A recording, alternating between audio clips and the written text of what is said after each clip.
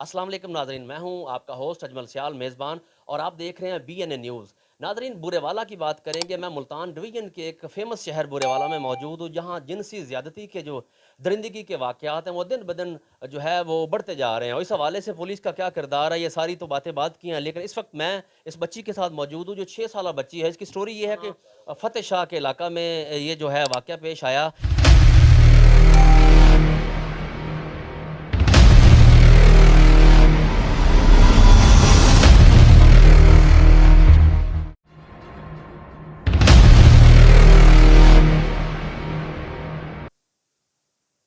अस्सलाम वालेकुम नाजरीन, मैं हूं आपका होस्ट अजमल सियाल मेज़बान और आप देख रहे हैं BNA न्यूज़। नाजरीन, बुरेवाला की बात करेंगे। मैं मुल्तान डिवीज़न के एक फ़ेमस शहर बुरेवाला में मौजूद हूं, जहां जिनसी ज़्यादती के जो दरिंदगी के वाक़यात हैं वो दिन ब दिन जो है वो बढ़ते जा रहे हैं। और इस हवाले से पुलिस का क्या किरदार है, ये सारी तो बातें बात की हैं, लेकिन इस वक्त मैं इस बच्ची के साथ मौजूद हूँ जो 6 साला बच्ची है। इसकी स्टोरी ये है कि 327 ईबी यानी बुरेवाला के एक नवाई गांव थाना फ़तेह शाह के इलाका में ये जो है वाक़या पेश आया। बच्ची मौजूद है, वालिद मौजूद है, इनकी वालदा मौजूद हैं। इस वक्त आप देख रहे हैं कि ये गम से निढाल हैं और परेशानी में जज्बात में रो भी रहे थे और मैंने दोबारा रिकॉर्डिंग की कोशिश की। सबसे पहले बच्ची से जानते हैं, ये बताएं ये कौन से लोग थे जो आपको अगवा करके ले गए थे? हमारे गांव के लोग थे और मैं सामने से पानी भरने के लिए गई थी बाहर। पानी भर के जब मैं वापस आने लगी तो उन्होंने इधर से मोटरसाइकिल लेकर आए। उन्होंने मेरे मुंह पे हाथ रख के मुझे ले गए। मैंने बहुत कोशिश की अपने आप को बचाने की, आवाज़ें लगाई मगर मेरी आवाज़ ना निकल पाई बाहर। मैं जब उनके मुंह पे हाथ मारा, उनके एक का चेहरे से नकाब उतर गया था। अच्छा, उसका उसका मैं नाम क्या था? उसका नाम जफ़र है। वो भी डोगर है? हाँ जी, डॉगर है यानी वो। वहाँ के चौधरी हैं? हाँ जी। ठीक है, तो फिर क्या हुआ बच्चे? फिर मैं बहुत कोशिश की मैंने अपने आप को बचाने की। उन्होंने मेरे मुंह पे बहुत ज़ोर से हाथ रखा हुआ था। बहुत मैंने कोशिश की मगर मैं अपने आप को नहीं बचा पाई।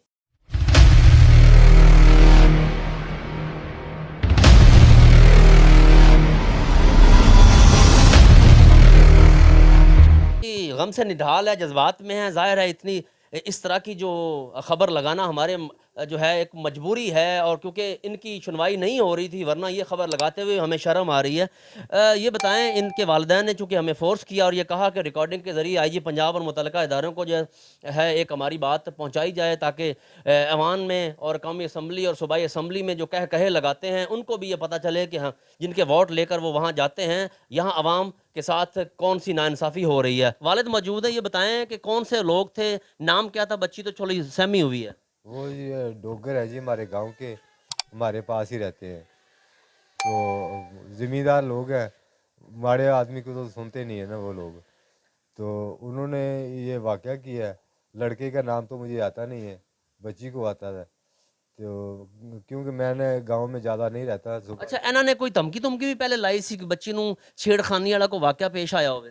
बच्ची ਨੂੰ नहीं जी, बच्ची ने दसिया जी कि ਉਹਨੂੰ ਇੱਕ ਦੋ ਦਫਾ ਉਹਨੇ ਧਮਕੀ ਲਾਈ ਸੀ, ਪਿਸਟਲ ਵੀ ਵਿਖਾਇਆ ਸੀਗਾ ਵੀ। यानी गलत तल्लुकात वास्ते मजबूर करदा सी। ਹਾਂਜੀ, ਮਜਬੂਰ ਕਰਦਾ ਸੀਗਾ। ਲੇਕਿਨ ਇਹ ਕਿ ਬੱਚੀ ਨੇ ਜ਼ਿਕਰ ਨਹੀਂ ਕੀਤਾ ਘਰ, ਤੇ ਬੱਚੀ ਬਾਹਰ ਆਉਣੋਂ ਜਾਣੋਂ ਬੰਦ ਕਰਤਾ ਸੀਗਾ। ਬੱਚੀ ਬਾਹਰ ਨਹੀਂ ਸੀ ਜਾਂਦੀ। ਅਸੀਂ ਇੱਕ ਦੋ ਦਫਾ ਪੁੱਛਿਆ ਵੀ ਕੀ ਮਸਲਾ, ਕਹਿੰਦੀ ਨਹੀਂ ਅੱਬੂ ਮੇਰਾ ਦਿਲ ਨਹੀਂ ਕਰਦਾ ਬਾਹਰ ਜਾਣ ਨੂੰ। ਇਹਨੇ ਪੜ੍ਹਾਈ ਵੀ ਛੱਡਤੀ ਸੀਗੀ, ਬਾਹਰ ਆਉਣਾ ਜਾਣਾ ਵੀ ਬੰਦ ਕਰਤਾ ਸੀ। ਹੁਣ ਛठी ਕਲਾਸ ਚ ਪੜ੍ਹਦੀ ਸੀ ਉਹ ਵੀ ਛੱਡ ਗਈ ਛੱਡ ਗਿਆ ਜੀ, ਸਕੂਲ ਵੀ ਛੱਡ ਦਿੱਤਾ ਜੀ। ਇਹਨਾਂ ਦੀ ਵਜ੍ਹਾ ਤੋਂ। ਹਾਂਜੀ, ਇਹਨਾਂ ਦੀ ਵਜ੍ਹਾ ਅੱਛਾ, ਤੋਂ। ਜਦੋਂ ਇਹ ਅਗਵਾ ਦਾ ਵਾक़या पेश ਆਇਆ ਤੇ ਤੁਹਾਨੂੰ ਕਿਸ ਤਰੀਕੇ ਨਾਲ ਕਦੋਂ ਪਤਾ ਚੱਲਿਆ? ਇਹ ਜੀ ਰਾਤ 9:30 ਵਜੇ ਦਾ ਟਾਈਮ ਸੀ ਤੇ ਮੈਂ ਰੋਟੀ ਖਾਣ ਲੱਗਾ ਸਾਂ ਤੇ ਮੇਰੇ ਸਾਹਮਣੇ ਵਾਟਰ ਸਪਲਾਈ ਦਾ ਪਾਣੀ ਲੱਗਾ ਸੀ, ਉੱਥੋਂ ਪਾਣੀ ਲੈਣ ਗਈ ਹੈ। ਉਸ ਤੋਂ ਬਾਅਦ ਵਾਪਸ ਨਹੀਂ ਆਈ। ਅਸੀਂ ਜਦੋਂ ਦੇਖਿਆ ਤੇ ਸਾਨੂੰ ਕੋਈ ਸ਼ੈ ਨਹੀਂ ਲੱਭੀ। ਤੁਸੀਂ ਫਿਰ 15 ਤੇ ਕਾਲ ਕੀਤੀ, ਅਸੀਂ ਮੈਡੀਕਲ ਵੀ ਕਰਾਇਆ? 12 ਵਜੇ 15 ਤੇ ਮੈਡੀਕਲ ਚ ਡਾਕਟਰ ਨੇ ਤਸਦੀਕ ਕਰ ਦਿੱਤੀ ਹਾਂਜੀ, ਡਾਕਟਰ ਨੇ ਤਸਦੀਕ ਕਰ ਦਿੱਤੀ ਜੀ। ਕਿ ਇਹਦੇ ਨਾਲ ਜ਼ਿਆਦਤੀ ਹੋਈ ਹੈ? ਹਾਂਜੀ, ਅੱਛਾ, ਜਾਤੀ ਉਸ ਤੋਂ ਬਾਅਦ ਜਿਹੜੇ ਮੁਲਜ਼ਮਾਨ ਗ੍ਰਿਫਤਾਰ ਕਰਾਏ ਨੇ ਉਹ ਕੌਣ ਨੇ? ਉਹ ਮੁਲਜ਼ਮਾਂ ਦੋਵੇਂ ਸਨ, ਉਹਨਾਂ ਦੇ ਲੜਕਿਆਂ ਦੇ ਬਾਪ ਸਨ। ਉਹਨਾਂ ਨੇ ਪੁਲਿਸ ਵਾਲਿਆਂ ਨੇ ਛੱਡਤੇ ਜੀ, ਉਹਨਾਂ ਨੂੰ ਪੈਸੇ ਲੈ ਕੇ। ਠੀਕ ਹੈ। ਇਹ ਜਿਹੜੇ ਮਰਕਜ਼ੀ ਮੁਲਜ਼ਮ ਹੈ ਜਿਹੜਾ ਤੁਸੀਂ FIR ਦੇ ਵਿੱਚ ਨਾਮਜ਼ਦ ਕਰਾਇਆ, ਹਾਂਜੀ, ਉਹ ਬੰਦਾ ਨਹੀਂ ਫੜਿਆ ਗਿਆ? ਉਹ ਨਹੀਂ ਜੀ ਫੜਿਆ ਗਿਆ। ਮੁਲਜ਼ਮ ਤੁਹਾਡੇ ਹੈ ਕਿੰਨੇ ਨੇ? ਦੋ ਨੇ ਜੀ, ਦੋ ਨੇ, ਉਹਨਾਂ ਵਿੱਚੋਂ ਇੱਕ ਵੀ ਨਹੀਂ ਫੜਿਆ ਗਿਆ? ਇੱਕ ਵੀ ਨਹੀਂ ਫੜਿਆ ਗਿਆ। DSP ਬੁਰੇਵਾਲਾ ਨੂੰ ਤੁਸੀਂ ਕਾਲ ਕੀਤੀ ਸੀ ਫਿਰ ਰਾਤੀ ਉਹਨਾਂ ਨੇ ਕਾਲ ਸਾਨੂੰ ਸਗੋਂ ਕੀਤੀ ਸੀ, ਜਦੋਂ ਮੈਂ 15 ਤੇ ਕਾਲ ਕੀਤੀ ਸੀ। ਕਿ ਉਮੀਦ ਹੈ ਇਨਸਾਫ ਮਿਲੇਗਾ? ਹਾਂਜੀ, ਉਹਨਾਂ ਨੇ ਕਿਹਾ ਜੀ ਇਨਸਾਫ ਮਿਲੇਗਾ। ਉਸ ਤੋਂ ਬਾਅਦ ਕਿਸੇ ਨੇ ਨਹੀਂ ਸੁਣਿਆ ਕੁਛ ਵੀ। ਠੀਕ ਹੈ। ਉਹਨਾਂ ਦੀ ਵਾਲਦਾ ਵੀ ਮੌਜੂਦ ਨੇ ਬੱਚੀ ਦੀ। ਤੁਸੀਂ ਤੇ ਗਮ ਚੋਂ ਮੈਂ ਮਜਬੂਰਨ ਤੁਹਾਨੂੰ ਪੁੱਛਣਾ ਚਾਹ ਰਿਹਾ ਕਿ ਇਹ ਜਿਹੜੇ ਰਈਸਜ਼ਾਦੇ ਔਰ ਤੁਹਾਡੇ ਪਿੰਡ ਦੇ ਚੌਧਰੀ ਨੇ, ਇਹਨਾਂ ਦੇ ਬਾਰੇ ਤੁਸੀਂ ਕੀ ਕਹਿੰਦੇ ਹੋ ਕਿ ਹੁਣ ਤੱਕ ਪੁਲਿਸ ਨੇ ਤੁਹਾਨੂੰ ਕੋਈ ਇਨਸਾਫ ਨਹੀਂ ਦਿੱਤਾ? ਕੀ ਮੁਤਾਲਬਾ ਕਰਦੇ ਹੋ? ਅਫਸਰ ਇਸ ਵਕਤ ਵੇਖ ਰਹੇ ਨੇ। ਕੋਈ ਨਹੀਂ ਕਰਦੇ ਸਾਡੇ ਅੱਗ। ਬੂਹੇ ਗਾੜੀ ਪਾਣੀ ਸੀ, ਸਾਡੇ ਬੱਚੀ ਲੈਣ ਗਈ ਸੀ। ਉਹਨਾਂ ਨੇ ਪਤਾ ਨਹੀਂ ਲੱਗਾ ਕਿਹੜੇ ਸੀ ਦੋ, ਉਹਨਾਂ ਨੇ ਨਾਲ ਦੇ ਡੋਗਰ ਹੀ ਉਹ ਹੀ ਆਪਣੇ ਆਪ 'ਚ ਪਤਾ ਨਹੀਂ ਕੀ ਸਮਝਦੇ। ਉਹਨਾਂ ਨੇ ਸਾਡੀ ਇੱਜ਼ਤ ਤਬਾਹ ਕੀਤੀ ਤੇ ਗਾੜੀਆਂ ਹੁਣ ਸਾਨੂੰ ਧਮਕੀਆਂ ਲਾਉਂਦੇ ਆ ਤੇ ਤੁਸੀਂ ਕਰ ਲਿਆ ਕੀ ਹੈ ਤੇ ਪੈਸੇ ਲੈ ਲਓ, ਆਹ ਕੁਛ ਕਰ ਲਓ। ਅਸੀਂ ਨਹੀਂ ਮੰਨਦੇ, ਅਸੀਂ ਕਹਿੰਦੇ ਕਦੀ ਕਿਸੇ ਬੰਦੇ ਨੂੰ ਤੋੜ ਦਿੰਦੇ ਸਾਡੇ ਕੋਲ, ਕਦੀ ਕਿਸੇ ਨੂੰ ਤੋੜ ਦਿੰਦੇ।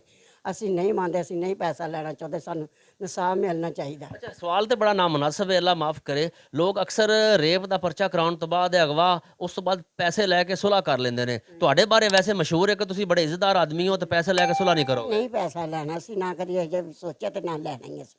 ਸਾਨੂੰ ਇਨਸਾਫ ਚਾਹੀਦਾ ਆਪਣਾ।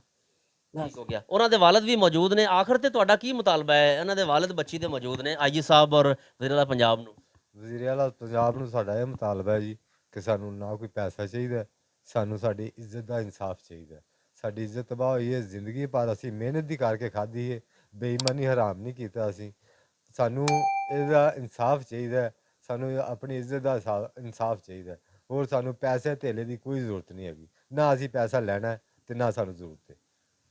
जैसा कि आपने इनकी बात सुनी, इनका ये कहना है और मुतालबा भी है जी पंजाब में मौजूदा हुकूमत से और ख़ासकर उन असम्बली मेम्बरान, कौमी असम्बली के मेम्बरान से कि जो असम्बली में बैठ के इस तरह के कवानीन पास तो करवा लेते हैं लेकिन अनफॉर्चुनेटली उस पर इम्प्लीमेंटेशन के लिए जो है वो हमेशा लैतोलाल से इनकारी हो जाती है महकमा मुतलका इदारे। लेकिन आईजी पंजाब से कि खुदा के लिए हमें इंसाफ फराहम करे, वरना ये लम्हा फ़िक्रिया हो जाएगा। तमाम जो बच्चियाँ जिनके साथ अब तक रेप हुए उनको ना सज़ा मिलना और उसके बाद उनकी बेल या कंप्रोमाइज़ बेल या उसमें एक बारगेनिंग हो जानी, तो ये लम्हा फ़िक्रिया इदारों के लिए भी ऐसे लोगों को दरिंदा सिफ्त मुलजमान को जो है वाकई इकरार, वाकई जो है सख्त से सख्त सज़ा दी जानी बिल्कुल मुनासिब होती है। अपने मेज़बान अजमल सियाल को इजाज़त दीजिए। अल्लाह निगहबान।